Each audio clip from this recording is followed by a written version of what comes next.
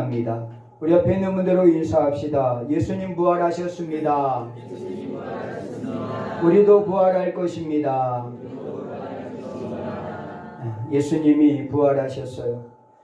부활의 첫 열매가 되셨다라고 그랬는데 왜 부활의 첫 열매라고 하셨을까? 그것은 결국 우리에게도 이와 같은 부활이 이루어질 것이다 라고 하는 사실을 예수님이 우리에게 말씀해 주고 계시는 겁니다. 예수님이 부활의 첫 열매가 되어 주심으로 그 후에 우리도 주님과 함께 부활의 영광을 우리가 맞이하게 될 것이기 때문입니다. 어떤 이슬람 교도가 아주 열렬하게 이슬람을 섬겼습니다. 마호메트를 섬겼는데 우연히 어떤 전도자에 의해서 신약 성경을 읽게 되었습니다. 그리고 그 신약 성경을 읽고 구원자는 예수님이라고 하는 것을 알게 되었습니다. 그래서 이 이슬람 열렬한 이 신자가 기독교로 개종을 하게 되었습니다. 그런데 기독교로 개종해서 그 마을에 살기 위해서는 이슬람 지도자들이 모여서 회의를 해야 됩니다. 그리고 이 개종한 사람들을 불러다가 신문을 합니다. 그래서 이 열렬했던 그러한 이슬람 교도가 왜 기독교로 개종했는지 그것을 신문하기 위해서 이맘을 중심으로 해서 이 신문관들이 모여서 이 개종한 사람을 불렀습니다. 그래서 그에게 물었습니다. 어떻게 그렇게 열렬히 섬기던 바로 이슬람을 버리고 이렇게 기독교에 개종하게 되었는가? 라고 이렇게 이맘이 물었습니다. 그러자 이 개종한 크리스찬은 이렇게 이야기합니다. 제가 인생을 살면서 길을 잃어버렸습니다. 길을 잃고 헤매다가 두 사람을 만났습니다. 처음에 만난 사람은 죽은 사람이었고 또 두 번째 만난 사람은 산 사람이었습니다. 제가 길을 잃고 헤맬 때에 이 두 사람 중에 누구에게 내가 갈 길을 물어봐야 됩니까? 라고 이렇게 이야기를 했어요. 그러자 이맘이 그건 당연히 살아있는 사람한테 길을 물어봐야지 죽은 사람이 무슨 길을 알려주겠느냐 이렇게 이야기를 해요. 그러니까 이 개종한 크리스찬이 그렇게 이야기합니다. 맞습니다. 제가 인생의 길을 찾지 못하고 헤매고 있을 때에 바로 저는 죽은 사람과 산 사람을 만났습니다. 죽은 사람은 바로 마호메트였고 살아있는 사람은 예수 그리스도였습니다. 그래서 저는 예수 그리스도에게 길을 물어보기로 했습니다. 그래서 제가 개종을 하게 되었습니다. 라고 이렇게 이야기를 했다고 합니다. 여러분 어떻습니까? 누구에게 여러분 길을 물어보고 있습니까? 여러분 인생의 길을 누구에게 물어보고 있습니까? 죽은 사람에게 물어보고 있어요? 여러분 공자의 그러한 바로 뜻을 따르고 있습니까? 아니면은 바로 이 석가모니의 그러한 진리를 따르고 있습니까? 교리를 따르고 있습니까? 아니면 마호메트의 그러한 교리를 따르고 있습니까? 이 모든 사람은 다 죽은 사람들입니다. 죽은 사람에게 길을 묻는 것은 결코 정답이 나올 수가 없습니다.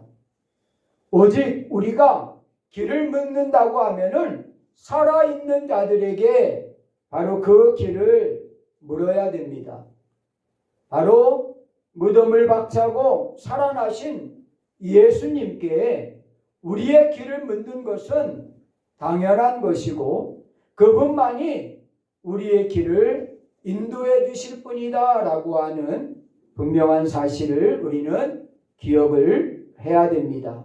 오늘 여러분, 우리의 마음속에 누구에게 우리는 우리의 인생의 길을 묻고 있는가 스스로 여러분 질문을 해보시고, 또 오늘 부활하신 예수님, 바로 죽음을 이기신 예수님께 그 길을 물어보는 그러한 복된 시간이 되시기를 간절히 축원합니다.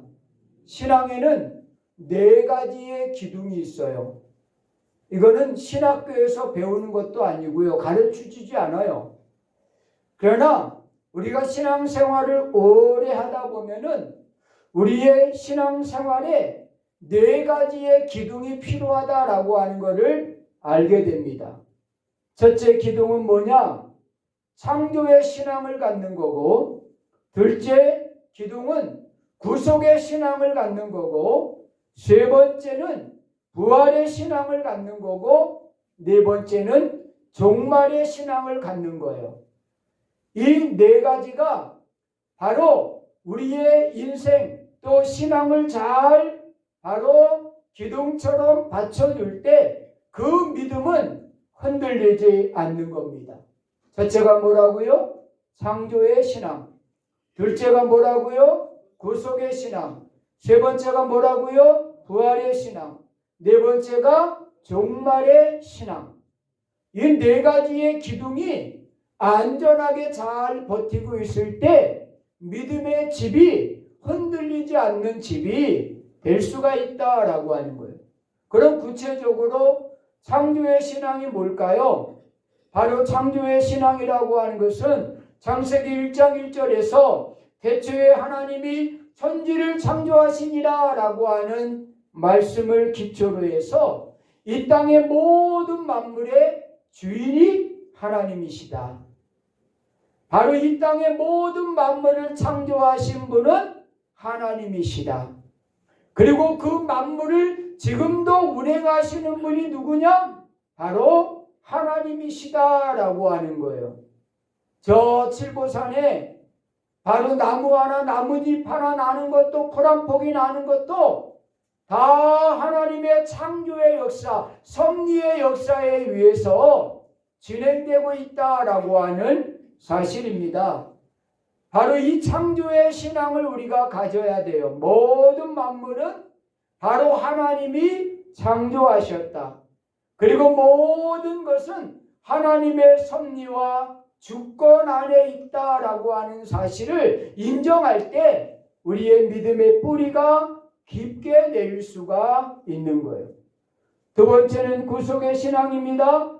바로 이 구속의 신앙은 바로 나의 죄를 위하여 예수 그리스도께서 인류의 죄를 지시고 십자가에 달려 죽으심으로 말미암아 바로 대속의 은혜, 구원의 은혜, 바로 하나님의 영생의 은혜를 우리에게 허락하셨다라고 하는 거예요. 그래서 오직 예수 그리스도만이 우리의 구원자요, 그분을 통해서만이 하나님께 갈 수 있다라고 하는 신앙과 믿음이 바로 구속 신앙이에요. 대부분 우리 젊은이들과 우리 청소년들이 이 신앙을 갖지 못해요. 구속의 신앙이 없기 때문에 바로 온전한 그러한 구원의 확신을 갖지 못하고 영생의 기쁨을 누리지 못하고 살아가는 것을 보게 됩니다. 바로 예수 그리스도께서 나의 죄를 위하여, 인류의 죄를 위하여, 모든 사람의 죄를 위하여 십자가에 죽으심으로 우리에게 영원한 구속의 생명, 영생을 허락하셨다라고 하는, 그리고 그분을 통해서만이 우리가 구원을 받고 천국에 들어갈 수 있다라고 하는 분명한 사실을 믿는 것이 구속의 신앙이다라고 하는 거예요. 그리고 세 번째는 부활의 신앙입니다. 바로 이 부활의 신앙은 소망의 신앙이라고 합니다. 우리 그리스도인들이 예수 그리스도께서 십자가에 죽으심으로 끝난 것이 아니라 그분이 부활하심으로 우리도 부활에 대하여 바로 본을 보여주신 그 예수 그리스도, 우리가 죽음으로 우리의 인생이 끝나는 것이 아니라 한점 흙으로 돌아가서 우리가 끝나버리는 것이 아니라 바로 우리는 그 죽음 후에 바로 부활의 그러한 영광의 자리에 우리는 가게 될 것이다 라고 하는 거예요. 주님이 이 땅에 오시는 날 바로 우리의 그러한 흙으로 되었던 육체가 바로 일어나게 될 것이고 그 뼈들이 살아 움직이게 될 것이고 생명을 얻게 될 것입니다. 그 부활에 대한 소망을 우리가 믿어야 된다라고 하는 거예요.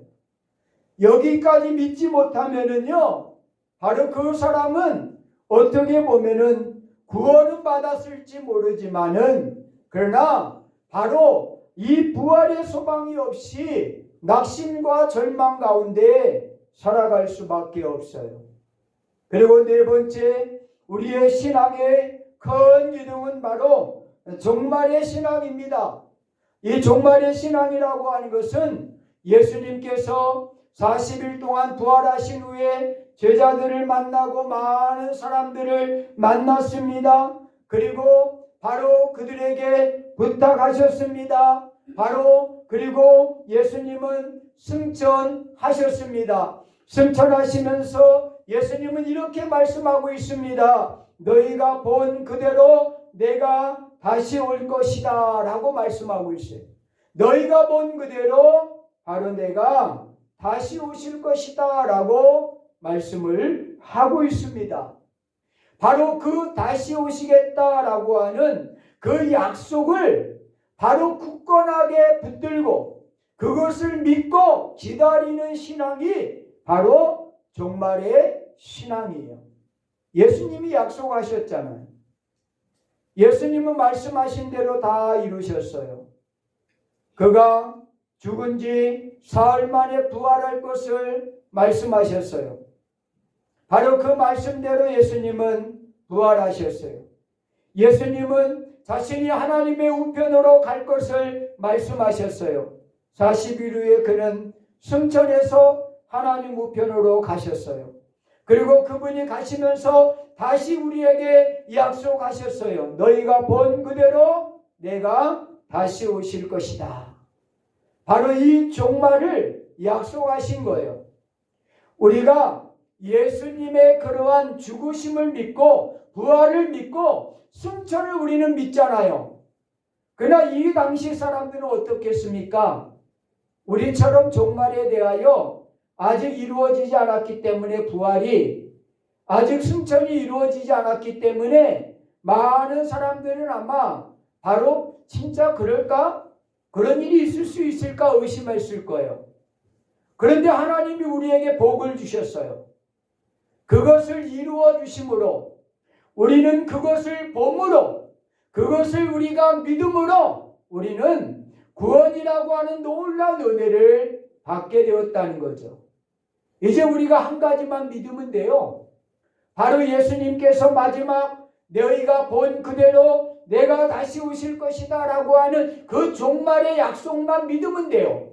부활도 승천도 이루어졌어요. 그렇다고 하면은 이제 우리가 믿어야 될 것은 하나, 바로 종말을 우리가 믿는 거예요. 예수님이 다시 오시겠다 약속하신 그것을 믿으면 되는 거예요. 이 초대교회는 세 가지를 다 믿어야 되잖아요. 그렇잖아요? 그런데 우리는 한 가지만 믿으면 돼요. 왜? 두 가지는 그 말씀대로 이루어졌잖아요. 우리가 성경을 통해서 그 이루어진 사실들을 우리가 목격하고 있지 않습니까?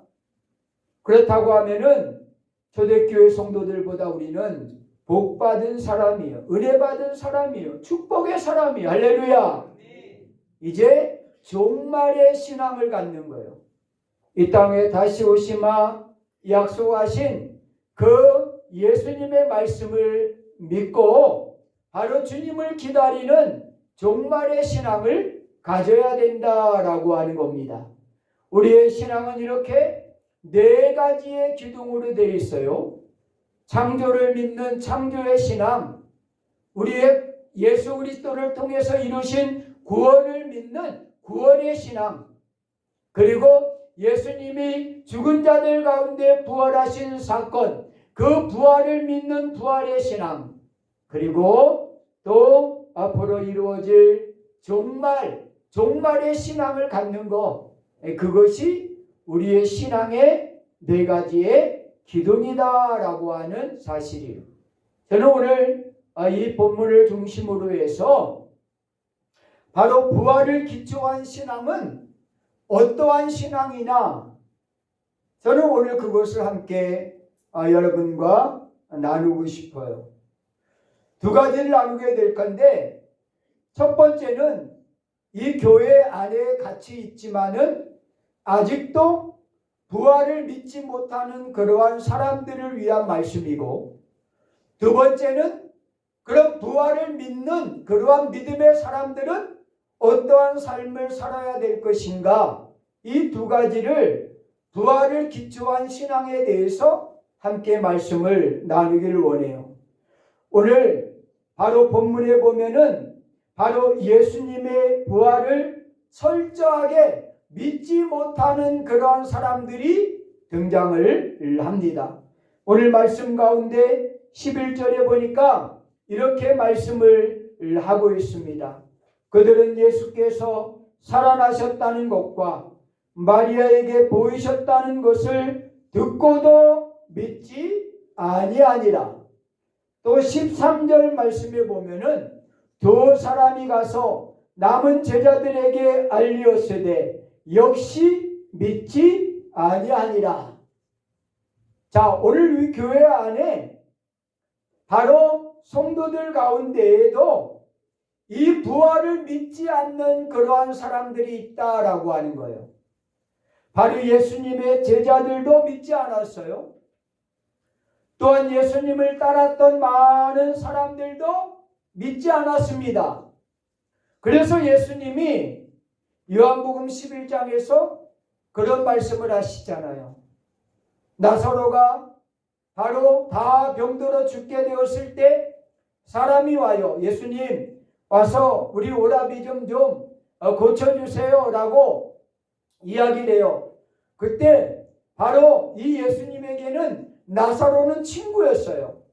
그리고 마르다와 마리아는 예수님이 항상 그곳에 가면은 머무는 그러한 곳이고, 예수님을 잘 공개했던 사람이 마르다와 마리아였어요.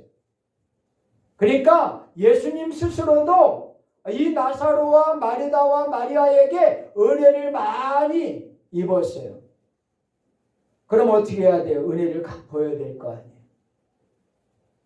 그래서 아마 마르다와 마리아가 바로 자신의 오라비가 병들었을 때 예수님께 사람을 보냈는지 몰라요. 와서 좀 고쳐달라고. 왜? 그래도 다른 분은 아니어도 예수님은 꼭 오실 거라고 생각을 했기 때문에. 그런데 어떻게 했어요? 예수님이 너무 다 바쁘다 보니까 바로 오시지 않았어요. 그리고 나사로는 죽었어요. 그리고 장사 지낸 지 사흘이 되었어요. 그때 예수님이 나타나셨어요.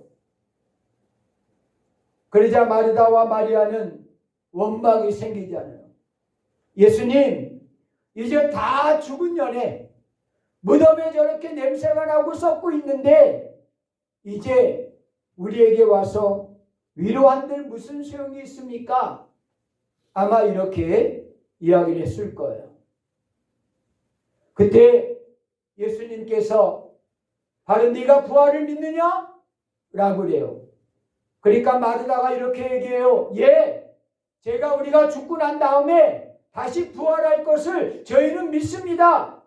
아니, 지금 당장 그 나사로가 부활할 것을 믿느냐? 라고 질문하셔요. 그럴 때 이 마르다 입장에서는 내가 죽은 후에 다시 부활할 것은 믿지만은 지금 당장 우리 오라버니가 부활한다는 것을 내가 믿을 수 있을까? 그때 예수님께서 요한복음 11장 25절과 27절에서 우리가 잘 아는 말씀을 하시잖아요. 예수께서 이르시되 나는 부활이요 생명이니 나를 믿는 자는 죽어도 살겠고 무릇 살아서 믿는 자는 영원히 죽지 아니하리라. 이것을 내가 믿느냐? 이것을 내가 믿느냐? 그 부활을 믿느냐? 예수님이 이야기할 때 여러분 우리 생각에는 마르다 하면 어떤 생각이 들어요? 예수님이 왔을 때 음식을 만들고 그러다가 화가 나가지고 마리아에게 예수님 저 마리아는 저기 앉아가지고 동생인데 저렇게 앉아있는데 좀 내 지금 음식 만드는 일 좀 도와달라고 좀 내보내주세요 그러잖아요. 그래서 우리 생각에는 상당히 부정적으로 마르다가 되어 있어요. 그 한 사건으로. 그러나 그렇지 않아요. 바로 이 요한복음 11장에 보면은 바로 내가 이것을 믿느냐? 내가 부활할 것을 믿느냐라고 할 때 이 마르다의 고백이 뭐라고 그러냐면은 주여 그러하여다. 주는 그리스도시요 세상에 오시는 하나님의 아들이신 줄 내가 믿나이다. 할렐루야. 자, 이게 마르다의 고백이에요. 음식만 만들고 있던 그 마르다, 예수님으로부터 야, 한 가지만 해라. 말씀 듣는 일을 선택해라. 이렇게 책망받았던 이 마르다가 예수님께서 나는 부활이요 생명이다. 나를 믿는 자는 영원히 죽지 않고 살 것이다. 라고 하는 그 말씀에 내가 믿느냐라고 할 때 대부분들이 깜짝 놀라잖아요. 어떻게 해야 되나? 뭐라고 대답해야 되나? 여러분들에게 예수님이 나타나셔서 내가 바로 나를 믿느냐라고 할 때 어떻게 하겠어요? 믿을 때도 있고요. 믿지 못할 때도 있고요. 어떤 때 믿음 좋을 때는 막 믿어지고요. 믿음이 없을 때는 안 믿어지고요. 여러분들도 아마 그럴 거예요. 그런데 이 마르다는 바로 내가 바로 믿느냐라고 하는 예수님의 그 말씀에 그러하여다. 바로 주는 그리스도요 세상에 오신 하나님의 아들이신 것을 내가 확실하게 믿나이다 라고 고백을 하잖아요. 이게 마르다의 신앙의 고백이에요. 여러분 오늘 이 본문에 보면은 많은 사람들이 예수님을 따라다녔어요. 이 막달라 마리아가 예수님을 부활하신 예수님을 만났어요. 그래서 11절에 그가 많은 사람들에게 가서 내가 예수님을 만났다. 부활한 예수님을 만났다. 라고 그들에게 이야기할 때 11절에 뭐라고 그랬어요? 바로 듣고도 믿지 아니하니라. 그래서 이 막달라 마리아가 어디로 가요? 제자들이 숨어있는 곳으로 가요. 그래서 제자들에게 가서 이야기합니다. 내가 부활하신 예수님을 만났습니다. 라고 이야기할 때 13절에서 뭐라고 이야기합니까? 바로 이제 역시 믿지 아니하니라 그랬어요. 역시 믿지 아니하니라 그랬어요. 여러분 바로 예수님의 부활을 우리는 철저하게 믿어야 된다는 거예요. 부활을 기초한 신앙은 다른 게 아니에요. 바로 예수님의 부활을 믿는 거예요. 그냥 지식적으로만 믿는 것도 아니고요. 그냥 이론적으로만 믿는 것이 아닙니다. 바로 지정이 우리의 모든 그러한 인격을 다하여 예수님의 부활을 받아들이는 거예요. 바로 예수님의 부활을 받아들임을 통해서 그 예수님께서 우리에게 놀라운 그러한 삶의 변화를 바로 이끌어 가실 것이다 라고 하는 사실입니다. 오늘날 많은 성도들이 부활절을 맞이하면서도 오늘 이 본문에 등장하고 있는 사람들, 제자들, 그 사람들과 같이 바로 예수님의 부활을 믿지 못하는 그러한 사람들이 많이 있다라고 하는 거예요. 그거는 뭐 통계를 낼 수가 있는 게 아니에요. 그냥 여러분 스스로가 자기 자신에게 물어보는 거예요. 나는 부활을 믿고 있는가? 예수님의 부활을 확실히 나는 믿고 있는가? 라고 할 때 조금도 의심이 없다고 하면은 그 사람은 그것을 믿고 있는 거예요. 그러나 바로 조금이라도 의심이 생기고 그럴 수 있을까? 그런 일이 있을 수 있을까? 죽은 사람이 다시 살아나는 일이 있을 수 있을까? 기절한 거 아니야? 환상 본 거 아니야? 이렇게 의심이 조금이라도 생긴다고 하면은 아직도 우리가 부활을 기초한 그러한 예수님의 그 부활을 믿지 못하고 있다라고 하는 사실입니다. 그래서 우리는 철저하게 예수님의 부활을 믿는 그런 믿음을 가져야 돼요. 오늘 오후 예배 때 그 부활의 증거들을 이제 이야기할 겁니다. 왜 예수님이 부활하셨는가? 그 증거들이 나타나고 있거든요. 성경에 그대로 아마 기록되어 있어요. 예수님의 부활의 그러한 사건이 그대로 바로 기록되어 있다라고 하는 사실입니다. 여러분, 교회가 뭔지 아셔요? 교회는 부활을 믿는 사람들의 거룩한 모임이 뭐예요? 교회예요. 왜? 교회는 예수님 부활 이후에 바로 생겨난 거예요. 이 교회는, 초대교회는요, 예수님 부활 이후에 생겨난 거예요. 어떻게 생겨났냐? 그 부활을 믿는 사람들에 의해서 바로 이 교회가 생겨난 거예요. 그러니까 교회 안에는 부활을 믿는 사람들이 모여 있는 거예요. 부활을 믿지 못하는 사람들은 얼마 안 가서 다 떠나가 버려요. 그게 정상일 수 있어요. 왜?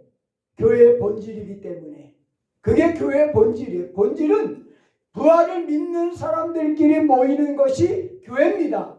그러니까 부활을 믿지 못하는 사람들은 당연히 교회의 구성원이 되지 못하고 떠나가는 거예요. 한 명, 두 명 사라지는 사람들은 부활을 믿지 못하는 사람들이에요. 믿지 못하니까 바로 부활의 주님이 모이는 이 교회에, 이 모임에 바로 적응하지 못하고 떠나가 버릴 수밖에 없다라고 하는 사실입니다. 바로 오늘날 우리 한국교회도 이 부활주의를 가장 귀하게 여겼습니다. 그리고 이 부활주일에 하나님을 마음껏 찬양하며 또 많은 사람들에게 부활을 알리기 위해서 얼마나 바로 힘쓰고 애썼는지 몰라요. 참 너무나 안타깝더라고요. 오늘 부활절 새벽에 차운행을 하면서 그래도 극동방송, 그래도 기독교 방송 CBS가 어느 지역에 바로 부활절 새벽 예배를 저는 공개 방송할 줄 알았어요. 어느 곳도 공개 방송을 하지 않아요. 그 이유가 뭘까? 이유가 뭘까? 이제는 모이질 않는다는 거예요. 바로 새벽에 연합으로 부활절 예배를 드리지 않는다는 거예요. 그러다 보니까 기독교 방송들이 바로 공개 방송을 하지 않는 거죠. 옛날에는 여의도에서 또 다른 그런 지역마다 새벽을 깨워서 함께 모여서 부활의 주님을 찬양하고 영광을 돌리고 했습니다. 그것이 한국교회의 전통이었어요. 점점 부활을 믿지 않는 그런 사람들이 늘어나고 있습니다. 더욱이 우리 자녀들 세대는 이 부활을 이야기하면은 이제는 안 될 일도 아마 생겨날 수도 있을 거예요. 왜? AID 시대에 바로 부활이 뭐냐라고 물으면은 부활은 성경에서 이야기하는 그러한 확인되지 않은 그러한 것이다. AI가 그렇게 이야기할 거예요. 부활이 무엇이냐라고 물으면은 바로 기독교에서 주장하고 있는 그러한 예수님의 부활인데 그것은 확인되지 않은 것이다. 우리 아이들이 그것을 보고 그것을 읽고 그것을 기준으로 살아간다고 하면은 과연 부활을 믿는 그러한 다음 세대들이 다 사라지게 될 것이다라고 하는 것이 너무나 안타깝습니다. 두 번째, 부활을 믿는 그러한 신앙인들은 어떻게 살아야 됩니까? 바로 4월의 주제와 같이 바로 부활의 증인으로 전도해야 된다라고 하는 거죠. 오늘 15절 말씀해 보니까 바로 예수님께서 제자들에게 명령하십니다. 부활하신 예수님께서 제자들에게 뭐라고 말씀하세요? 또 이르시되 너희는 온 천하에 다니며 만민에게 복음을 전파하라. 예수님께서 부활을 믿는 그러한 사람들에게 예수님께서 당부하신 것이 뭐예요? 너희는 바로 온 천하에 다니며 만민에게 복음을 전파하라고 말씀을 하고 있어요.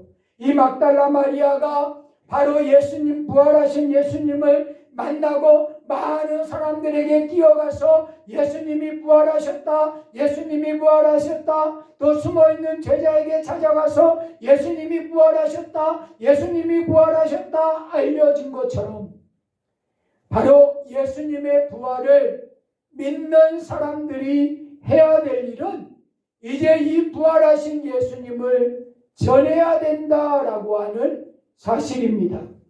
성경에 보면은 베드로와 요한이 바로 이 막달라 마리아의 이야기를 듣고 어디로 와요? 바로 빈 무덤을 찾아옵니다. 빈 무덤을 찾아와 가지고 바로 확인을 합니다. 베드로와 요한이 확인을 하고 무덤이 비어 있는 것을 알고 나서 비로소 베드로와 요한이 많은 제자들을 찾아 나서게 됩니다. 그리고 그들에게 진짜 내가 가서 확인해 본 결과 무덤이 비어 있다, 바로 예수님이 진짜 부활하셨다라고 그들에게 전했던 것을 우리가 분명히 알게 돼요. 또한 막달라 마리아는 무덤에서 있었던 모든 사건들을 아낌없이 많은 사람들에게 전했습니다. 누가복음 24장에 보면은 엠마오의 두 제자로 바로 엠마오로 가던 그러한 제자들도 어떻게 했습니까? 바로 예수님과 대화를 나누고 그들의 마음이 뜨거워짐을 느끼고 다시 그들은 예수님이 부활하신 것을 알고 바로 예루살렘으로 다시 돌아옵니다. 돌아와서 그들이 길에서 만났던 그 예수님, 그 마음을 뜨겁게 했던 예수님을 다른 사람들에게 전하고 있는 모습을 우리가 성경에서 누가복음 24장에서 발견을 하게 됩니다. 사도 바울도 빌립보 3장에서 보면은 내가 그리스도와 그 부활의 권능과 그 고난의 참여함을 알고자 하여 그의 죽으심을 본받아 어떻게 해서든지 죽은 자 가운데서 부활에 이르려 하노니 내가 이미 얻었다 함도 아니요 온전히 이루었다 함도 아니라 오직 내가 그리스도 예수에게 잡힌 바 된 그것을 잡으려고 달려가노라. 사도 바울이 부활을 경험했어요. 그리고 나서 그는 이제 나의 인생, 나의 달려갈 길은 오직 그 부활의 예수님을 전하는 것이 나의 사명이라고 사도 바울은 고백하고 있는 것을 보게 됩니다. 예수님의 부활을 믿지 않는 그러한 분들이 계시다고 하면은 예수님의 부활은 확실한 것이고 이 부활을 믿지 아니하면 우리는 바로 믿음 부활의 소망을 가질 수 없고 천국에 대한 소망을 가질 수가 없다는 사실을 기억하십시오. 그리고 이 부활의 믿음을 갖기 위하여 노력하십시오. 그리고 부활의 바로 믿음을 갖고 있다고 하면은 이제 그 부활의 바로 소망을 가지고 많은 사람들에게 예수님이 부활하셨다라고 증거하시기를 바랍니다. 오늘도 늦지 않았습니다. 오늘도 여러분들이 전화를 통해서 얼마든지 바로 예수님이 부활하셨다고, 예수님이 죽음을 이기고 살아나셨다고 많은 사람들에게 알려줘야 됩니다. 어제 제가 결혼식을 갔어요. 은혜를 보답하기 위해서 우리 사촌형 저 3년 동안 먹이고 입혀줬던 용돈 줬던 그 형님 때문에 그 딸이 결혼하는 바람에 힘들어도 은혜 갚기 위해서 갔어요. 가서 제가 바로 그 결혼식은 참여하지 않고 그냥 축의금만 주고 돌아오면서 우리 형수님들이 그래요. 왜 이렇게 빨리 가냐고. 내일이 부활주일이에요. 우리 기독교에서 가장 중요한 부활주일이에요, 내일이. 그래서 제가 바쁘거든요. 그랬더니 빨리 가라고.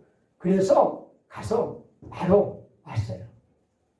많은 사람들이 지금 바로 우리의 입술을 통해서 부활의 소식을 듣기를 간절히 원하고 있어요.